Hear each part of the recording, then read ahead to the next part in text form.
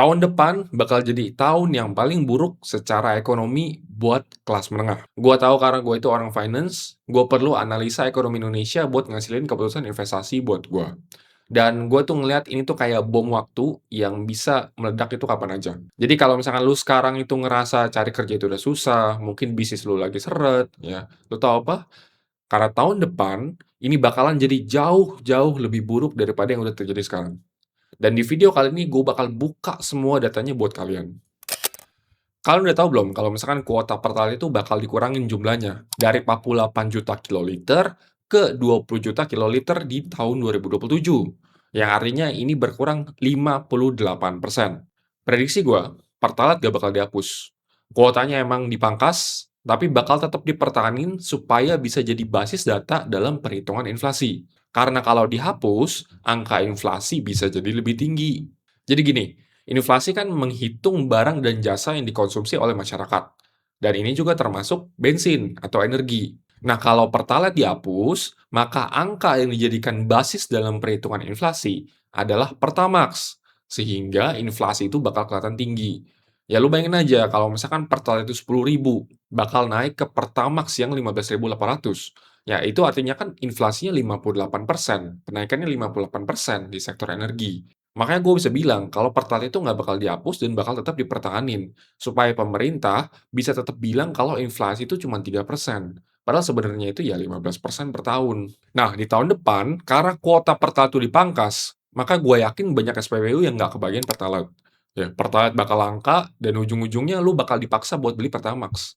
Nah, artinya, buat lu konsumsi bensin, lu akan ngeluarin uang 58% lebih banyak di tahun 2027 dibandingkan dengan 2026. Wah, ini kalau lu tanya gua, domino efeknya itu pasti bakal kemana-mana. Biaya distribusi dan logistik bakal naik, harga bahan pangan juga naik, terus ongkos lu ke kantor juga naik, terus ojol yang marginnya udah tipis juga bakalan kena juga, gitu loh. Jadi ini tuh bakal ngehajar kelas menengah yang cash flow-nya itu emang udah pas-pasan. Nah, gua ngeliat ini bakal makin bikin orang itu turun kelas, ya. Kelas menengah itu menurut gua bakal hilang, dan yang ada tuh cuman kelas bawah sama kelas atas. Nah, dan datanya ini juga mendukung statement gue ya, karena ada 50,4% penduduk Indonesia yang masuk di kelas menuju kelas menengah. Yang artinya, lebih daripada setengah warga Indonesia itu ada di bawah kelas menengah. Oke, kalau tadi kita bahas tentang pengeluaran, nah sekarang kita ngomongin dari segi pemasukan.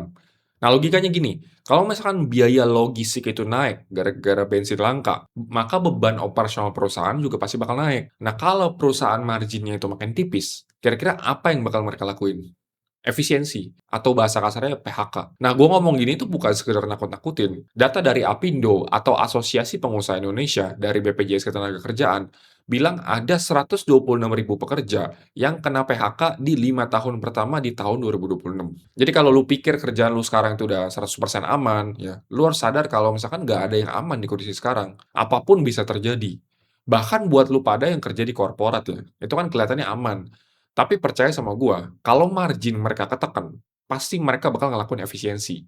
Dan pasti yang akan kena duluan adalah divisi-divisi yang nggak terlalu penting. Divisi-divisi yang nggak terlalu diperlukan itu pasti bakal di-cut duluan. Jadi jangan pernah ngira kalau kalian itu aman, hanya karena kalian tuh kerja korporat. Nah, kalau semua kondisi ini nggak berubah, gua ngeliat tuh kita cuma punya waktu 1 tahun buat siapin finansial kita.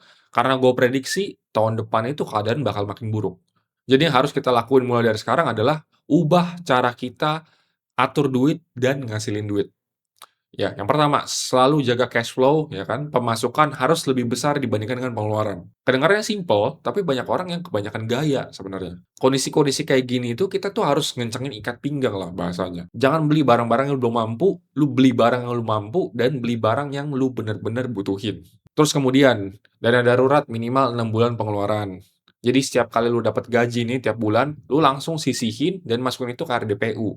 Biar lu itu nggak ngeliat saldo lu itu di rekening. Jadi lu langsung pisahin dari awal supaya lu tuh nggak ada nafsu untuk spending barang-barang yang lu nggak bener-bener butuhin. Terus juga coba cari sumber pemasukan yang lain supaya kalau misalkan satu sumber pemasukan mati, lu masih punya sumber pemasukan yang lain. Terus juga lu jangan maksa untuk beli aset yang depresiasi, contohnya mobil, ya kan? Nggak usah gengsi ya, semua orang juga naik motor kok, nggak usah gaya-gayaan, survive aja dulu.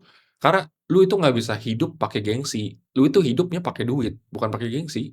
Terus juga jangan KPR dulu, ya. Lu sabar dulu, tunggu ekonomi stabil dulu, baru lu nanti KPR. Dan menurut gua nggak ada salahnya sama sekali dengan lu sewa rumah, ya. Toh kalau misalkan lu pelajarin, yield sewa di Indonesia itu sebenarnya menarik banget, karena sewa di Indonesia itu murah, ya. Jadi buat apa lu maksa KPR kalau misalkan sewa itu murah? Apalagi dengan kondisi ekonomi yang lagi kayak gini. Nah, sebenarnya juga masih banyak saran-saran lain yang bisa gue kasih ke kalian, ya, tapi tujuan gue buat video ini adalah buat naikin awareness kalian dulu. Supaya kalian sadar dulu, supaya kalian tahu dulu, kalau kondisi sekarang itu lagi nggak baik-baik aja. Jadi supaya itu kalian tuh bisa bertindak dari sekarang buat amanin dompet kalian. Oke, sisa 1 tahun lagi buat kita siap-siap, dan sekarang pilihannya itu ada di tangan lu. Gue bikin video ini bukan buat bikin lu panik, ya, tapi supaya lu bisa siap buat bencana ekonomi yang akan terjadi nanti. Sekian buat video kali ini, semoga bermanfaat dan I'll see you on the next video.